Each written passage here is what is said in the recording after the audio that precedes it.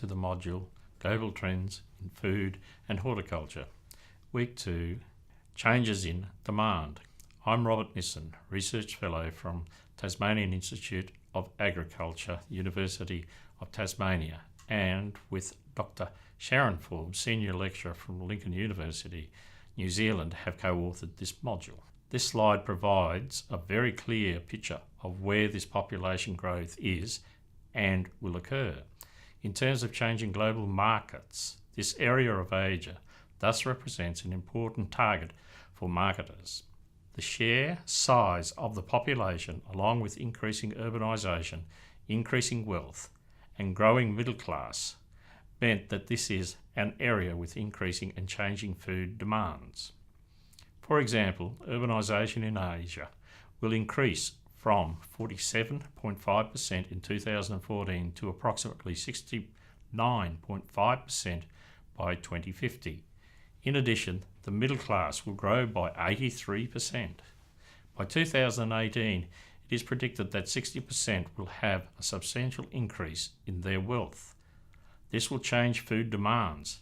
This slide also illustrates global gross domestic product, or GDP, figures. GDP is used as a measure of economic wealth. If we focus on the area of Asia with the large population figures, we can see that GDP in this region is comparable with many nations in South America, South Africa, and North of Africa, and some countries in Europe. In other words, the GDP of 10,000 to 20,000 is a reasonable amount and is even higher in Japan. So we have seen the population growth is expected to be the largest in Asia and Africa. However, there is more potential for new food markets in Asia than Africa, mainly because dietary changes are not happening as rapidly in Africa. This will change when the number of middle income earners in Africa increases. Asia is an attractive region right now because countries in this region do have large populations with growing numbers of middle income customers. Think about China and India, here in particular. We know that these customers have moved away from their traditional diets and they are now consuming a more westernized diet. And in particular, they are including a lot more protein and a lot more meat within their diets. China imports and exports a wide range of vegetables, giving rising domestic food demand. The real value of China's vegetable imports is projected to fall by 44% between 2009 and 2050. For fruit, China is projected to switch from being an exporter to an importer by 2050. Fruit imports are projected to be 2% of total fruit consumption. However, demand for Australian cereals, milk, and beef products will rise significantly by 2050. Until recently, real prices received by Australian farmers for their agricultural products have been declining over a long period.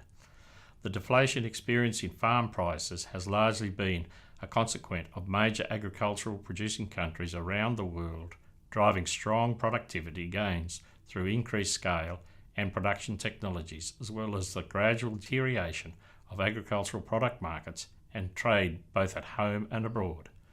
More recently, this trend has been reversed in new developing markets, particularly those in East Asia, have injected added value demand for many Australian food and agricultural products. For example, Southeast Asia countries are contributing to import more Australian agricultural products. Singapore, Malaysia, Vietnam, Thailand and Indonesia are emerging markets for Australian agricultural products, as shown in the table presented. While rising incomes and dietary change underpin rising demand for the foods, Australian exports and free trade agreements improve market access, it is still necessary to outcompete rival suppliers to lift sales. Even in those areas where free trade agreements have substantially improved access, notable meat, dairy and fruit, there is a tough competition from rival suppliers like New Zealand and Chile, who have extensive networks of free trade agreements across East Asia. Chile and Peru offer stiff competition in markets like Chinese fruits as low-cost, efficient, out-of-season suppliers with free trade access. Brazil and Uruguay are already supplying cheaper beef to the Chinese market than Australia. New Zealand is in a similar position in key dairy markets. This highlights the importance of maintaining cost competitiveness and product quality for Australian producers, linking to the need to improve distribution and transport systems and keep productivity costs down. The term BRICS was coined in 2001 by the then chairman of Goldman Sachs Asset Management, Jim O'Neill. In 2010, South Africa was added and the acronym became known as BRICS. So, why are there 5 nations potential of interest to food marketers? As of 2015, the 5 BRICS countries represent over 3.6 billion people, or about 40% of the global population. All 5 members of the top 25 countries of the world by population, and 4 are in the top 10. So, if you think back to the previous lecture, these countries have large populations, and large populations typically mean high demand for products including food. The 5 nations have a combined nominal GDP of US 16.6 trillion, equivalent to approximately 22% of the gross world product. Overall, the BRICS are forecasted to expand 4.6% in 2016 from an estimated growth of 3.9% in 2015. The World Bank expects BRICS to grow to 5.3% in 2017. Not only do these countries have large populations, but they also have growing economies. This generally means that their capital income levels would also be expected to rise, and thus demand for premium quality fruit products would also be expected to increase. For India, agriculture and allied products as a group, rice, basmati, non-basmati and other cereals, pulses, tobacco, cashew, meat, fresh fruits and vegetables, etc. During 2016-17, April-October, export decreased to US 13,420 million from US and 470 million from the previous year, registering a negative growth of 4.6%. This mainly because of out of 40 commodities under the commodity group, only 14 registered a positive growth during the said period. During 2016-17, April to October, import of agriculture and allied products increased by 1.96% over the corresponding period for the previous year.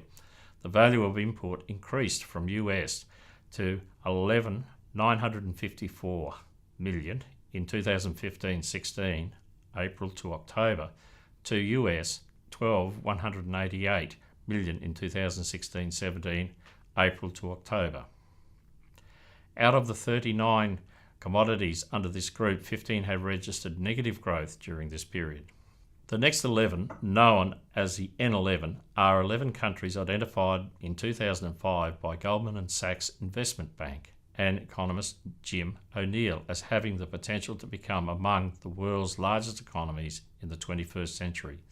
These 11 nations are Bangladesh, Egypt, Indonesia, Iran, Mexico, Nigeria, Pakistan, the Philippines, Turkey, South Korea and Vietnam. The bank chose those countries because they exhibit promising outlooks for investment and future growth. The criteria that Goldman Sachs use include macroeconomic stability, political mutuality, openness of trade and investment policies, and the quality of education. The N11 is followed up to the bank paper on the 4 emerging BRICS economies, under the assumption of no major policy changes to 2050. Food imports are projected to be an increasing important component of Indonesia's food supply towards 2050. The real value of agricultural imports is projected to rise more than 20 times from 2009 to 152 billion in US in 2009. In 2050, imports of beef are projected to reach 26 billion US dollars compared to 0.5 billion in the 2009 in figure 2. Imports of dairy products are projected to be a US value of 7 billion in 2050 compared with a US value of 0.4 billion in 2009. For fruit and vegetables, the value of imports is expected to increase by almost 25 billion and 11 billion in 2009 US, respectively between 2009 and 2050.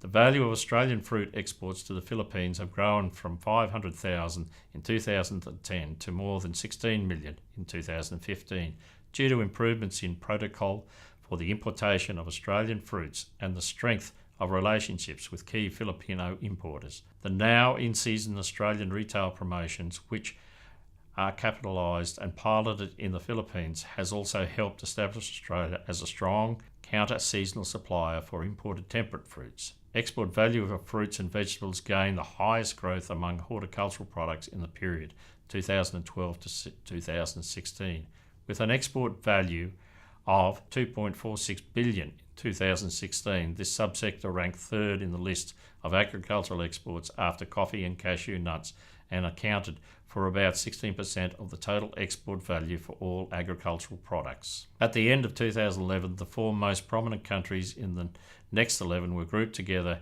using the acronym MINT. Again, this term was created by Jim O'Neill of Goldman Sachs. These countries are Mexico, Indonesia, Nigeria and Turkey, and they make up about 73% of GDP of the next 11 countries. Mexico, Indonesia, Nigeria and Turkey all have very favourable demographics for at least the next 20 years, and their economic prospects are interesting. In other words, they have a large growing population, meaning increased demand for food, and economically they are expected to grow too. Turkey dominates world hazelnut trade and accounts for nearly 80% of the global hazelnut exports. Nearly three-quarters of Turkish exports go to the European Union. Turkish flour exports have surged, reaching almost 1 billion in 2013, surpassing the 2 million metric tonnes, making Turkey the world's largest exporter of flour. While the majority of Turkish flour goes to Iraq and Syria, exports also go to Asia markets, such as the Philippines and Indonesia, and exports have been rising in sub-Saharan African markets. In fact, flour exports to sub-Saharan Africa have tripled in the last 5 years. Mexico food exports to China have been seeing big increases. On average, exports are up to 25% over product that recorded an impressive increase in avocados, which were up 200%. Mexico currently sells 150 million worth of food to China each year, just a fraction of the total food exports of 28 billion. The key learnings from today's lecture is simply that food marketers must monitor changes in demographics and economic indicators that are happening in the world. The countries we have discussed today, BRICS, N11 and MINT, represent a changing market for food producers and marketers. And in terms of distance, it is good to remember that many of these potential markets are closer to Australia than are the traditional markets in the UK and Europe. Thank you.